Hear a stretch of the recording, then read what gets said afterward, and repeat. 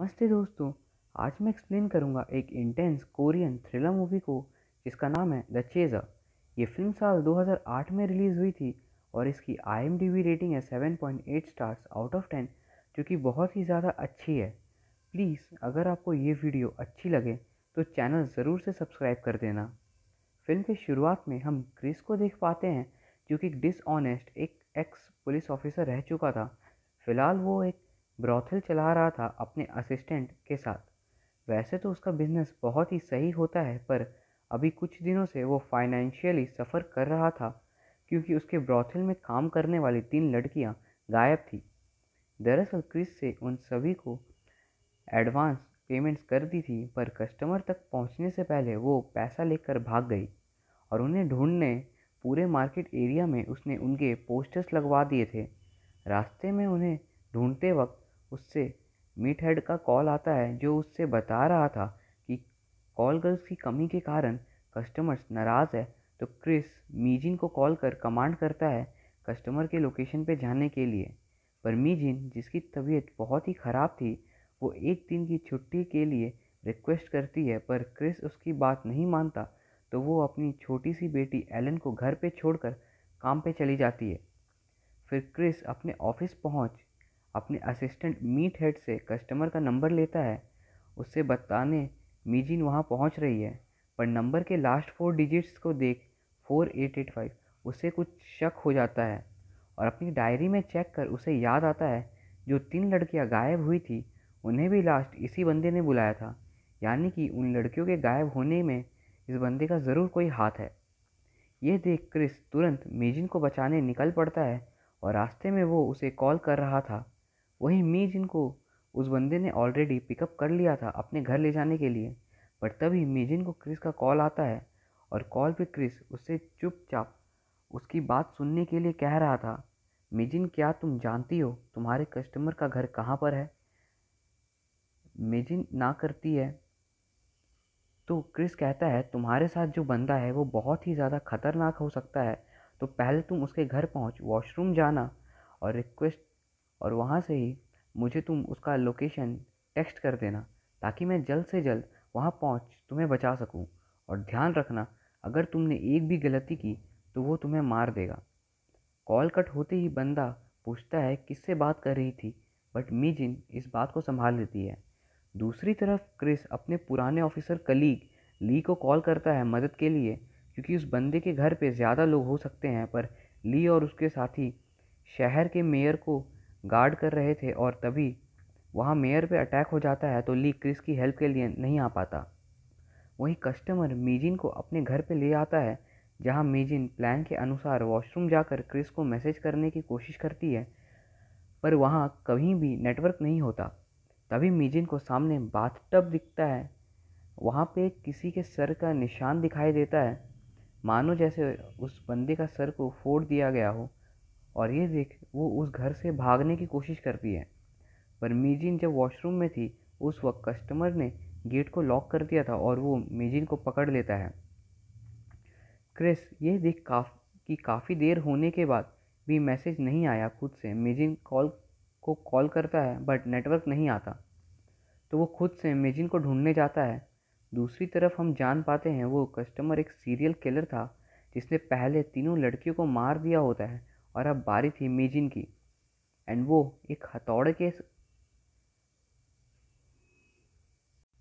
And वो एक हथौड़े के काठी के साथ मेजिन को मारने की कोशिश करता है, पर मेजिन गिराती है कि उसकी बेटी के लिए वो उसे बख्श दे। बट किलर उससे मारने ही वाला था कि तभी मेजिन अपनी बॉडी शेक कर उससे बच जाती है।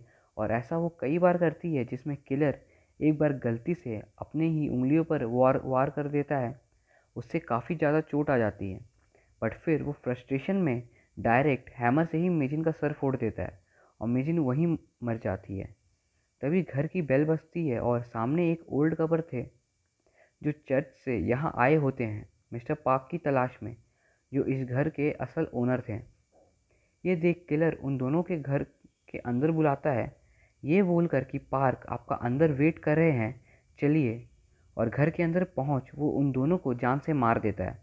फिर कपल के कार में बैठ वो उससे छिपाने निकलता है कि इतने में क्रिस की गाड़ी की टक्कर उससे हो जाती है। पर क्रिस को कोई आइडिया नहीं होता कि यही बंदा किलर है, तो वो इंश्योरेंस के लिए उससे उसका नंबर मांगता है, जिस पे किलर बार बार ना कर रहा था। क्रिस को शक होता है, तभी वो किलर के कपड़ों पे लगे खून को देख एक ट्रायल के लिए कस्टमर वाले नंबर पे कॉल करता है, और तभी सामने किलर का फ़ोन बजता है। क्रिस समझ चुका था कि इसी बंदे ने उसकी लड़कियों को गायब किया है, और उन दोनों के बीच एक बहुत ही लंबी चेज़ होती है, जिसके बाद किसी तरह क्रिस उसे पकड़ लेता है। फिर वो उसे मार अपने साथ गाड़ी तक लाता है ताकि वो मेजिन और बाकियों को बचा सके। पर तभी एक लोकल पुलिस ऑफिसर किलर के फेस के ये हालत को देखकर क्रिस और किलर दोनों को अरेस्ट कर लेता है। पुलिस स्टेशन में क्रिस ऑफिसर्स को समझाने की बहुत कोशिश करता है कि वो एक ऑफिसर रह चुका था, और उसे सारे लॉस पता है। बट ये बंदा एक सीरियल किलर है, और वो उससे अपनी कॉल गर्ल्स का पता लगाना चाहता है, पर ऑफिसर्स उसकी बातों पे विश्वास नहीं करते। वहीं किलर हंसते हंसते ऑफिसर्स के सामने एक्सेप्ट कर लेता है उसने सभी को मार दिया। पर जब उससे पूछा जाता है डेड बॉडीज़ कहाँ हैं, तो वो ऐसे प्रिटेंड करता है मानो वो आधा पागल हो। ये देख वहाँ स्पेशल टास्क फोर्स यूनिट से ऑफिसर ली आते हैं, और क्रिस उसे देख खुश था कि अब शायद वो किलर को अपने साथ ले जा सकता है। पर वहाँ लोकल पुलिस ऑफिसर और टास्क फोर्स यूनिट के बीच फाइट हो जाती है कि आखिर किलर को अपने साथ कौन ले जाएगा, क्योंकि सारे हाई प्रोफाइल्स मर्डर्स के पीछे यही कातिल था। तो इस केस को मीडिया अटेंशन मिलेगी, इसलिए उन सभी को सावधानी से काम करना होगा। फिर टास्क फोर्स यूनिट किलर को अपने साथ अपने ऑफिस ले जाती है, जहां हेड ऑफिसर बताते हैं भले ही किलर ने ये बात एक्सेप्ट कर ली हो कि उसने मर्डर्स को अंजाम दिया था, पर हम ज़्यादा देर उसे यहाँ पकड़ कर नहीं रह सकते, क्योंकि हमें अब तक डेड बॉडीज़ नहीं मिली है, और अगर लाशें कल सुबह तक नहीं मिली तो प्रोसिक्यूटर के बोलने पर हमें इसे छोड़ना होगा। वहीं वो किलर एक ऑफिसर को बताता है उसने अब तक 12 मर्डर्स किए हैं, बट मेजिन उसकी लास्ट विक्टिम अब भी जिंदा होगी। पर ऑफिसर्स को लगता है कि किलर झूठ बोल रहा होगा हमें डाइवर्ट करने के लिए। बट तभी हमें उसी घर को दिखाया जाता है, और वहाँ मेजिन घायल बंधी हुई थी, पर उसकी सांसें अब तक चल रही थी। दूसरी तरफ क्रिस मेजिन के घर पहुँचता है डीएनए सैंपल्स कलेक्ट करने के लिए, और वहाँ वो मिजिन की बेटी एलन को भी अपने साथ ले लेता है।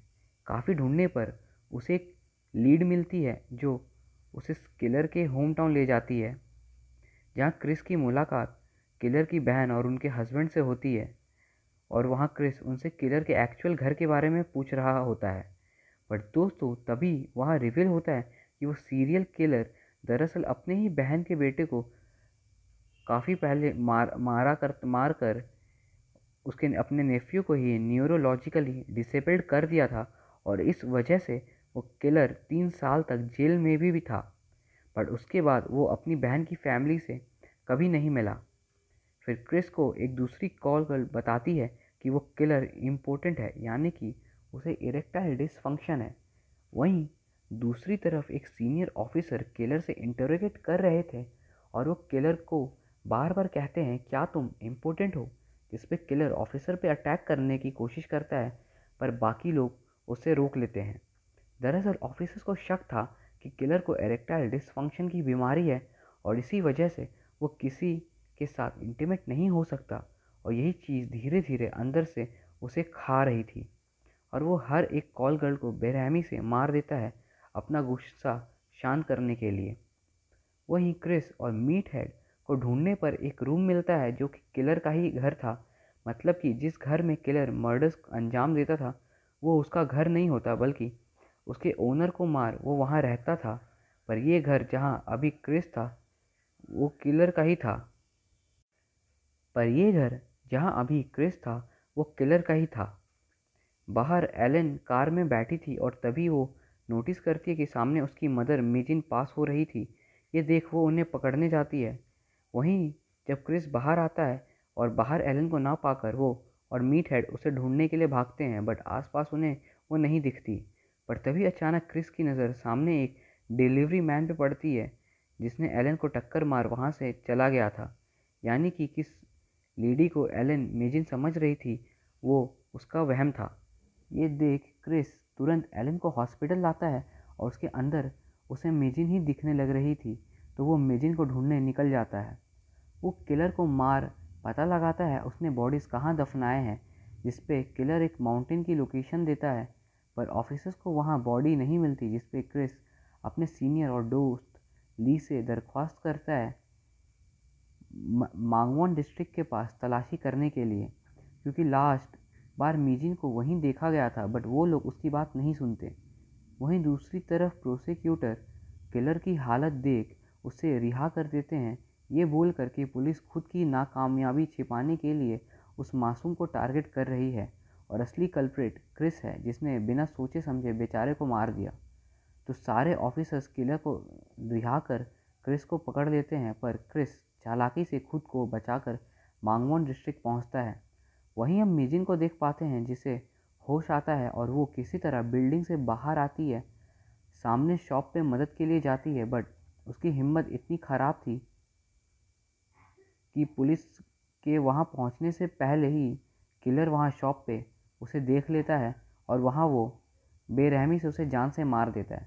तभी वहाँ ऑफिसर्स और क्रिस भी पहुँचते हैं, पर तब तक किलर वहाँ से भाग चुका था स्टोर ओनर को मारकर, और सभी ये दृश्य देख सहम से गए थे। कुछ देर बाद रात को क्रिस चर्च में पता लगाता है, उसी घर तक पहुँच जाता है और वहाँ उन दोनों में फ़ाइट होती है। एंड हम सामने रखे एक्वेरियम में मेजिन के सर को देख पाते हैं। दोनों की फाइट के बाद क्रिस किलर को मारने वाला था कि तभी ऑफिसर्स आकर उसे रोक देते हैं। सामने ऐसा दृश्य था मानो किलर नहीं बल्कि क्रिस ही असली कल्प्रिट हो, और उसे पुलिस अरेस्ट कर लेती है। फिर घर के पास जो यार्ड था उसकी छानबीन होती है, जिसमें ऑफिसर्स को सारी लाशें मिल जाती है, यानी कि अब जाकर किलर को सज़ा मिल पाएगी। पर लाश ढूंढने में इतनी देर हो गई थी कि बेचारे लोग यूं ही मारे गए। अंत में क्रिस एक बेड के पास एलन को हाथों को पकड़कर शांति से दुख में बैठा था, और यहाँ ये फिल्म ख़त्म हो जाती है। ये डार्क इंटेंस फिल्म थी जिसकी सबसे बड़ी खासियत थी इसका direction, acting, performance, specially killer and Chris. Even इस फिल्म का स्क्रीन प्ले बहुत ही ज़्यादा ग्रिपिंग था।